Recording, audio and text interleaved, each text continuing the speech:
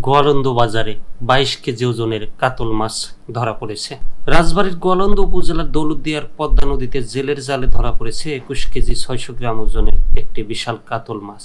বৃহস্পতিবার ভোরে মাছটি স্থানীয় রওশন মোল্লার আড়তে উন্মুক্ত নিলামে তোলা হয়। সেটি 38,880 টাকায় কিনে নেন ফেরিঘাটের মাছ ব্যবসায়ী মোহাম্মদ চান্দু মোল্লা।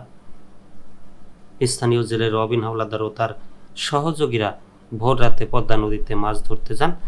দীর্ঘ সময় পরে জাল তুলে বিশাল আকৃতির একটি কাতল মাছ দেখতে পান। মাছটি বিক্রির উদ্দেশ্যে দৌলতদিয়া বাজারে নিয়ে এলে রওশন মোল্লার আড়তে সেটি নিলামে তোলা হয়। সর্বোচ্চ নিলামে প্রতি কেজি 1,800 টাকা দরে মাছটির দাম বাড়ায় 38,880 টাকা। মাছ ব্যবসায়ী চান্দু মোল্লা বলেন, পদ্মার বড় কাতল মাছের আলাদা চাহিদা রয়েছে। সাধারণত প্রবাসী, ঢাকার অভিজাত রেস্তোরাঁ বা ধনী ক্রেতারা এসব মাছ কিনে থাকেন। আমি মাছটি ক্রয় করে এখন দেশের বিভিন্ন জায়গায় যোগাযোগ করছি। সামাজিক যোগাযোগ মাধ্যমে ভিডিও, ছবি আপলোড দেওয়া হয়েছে। প্রতি কেজি 100 টাকা লাভে মাছটি বিক্রি করার পরিকল্পনা রয়েছে।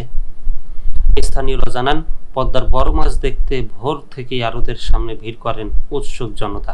অনেকে ছবি ও ভিডিও তুলে সামাজিক যোগাযোগ মাধ্যমে পোস্ট করেন। পদ্মার বুক থেকে ওঠা এই বিশাল মাছ যেন গোয়ালন্দের মানুষের মধ্যে উৎসবের আমেজ এনে দেয়।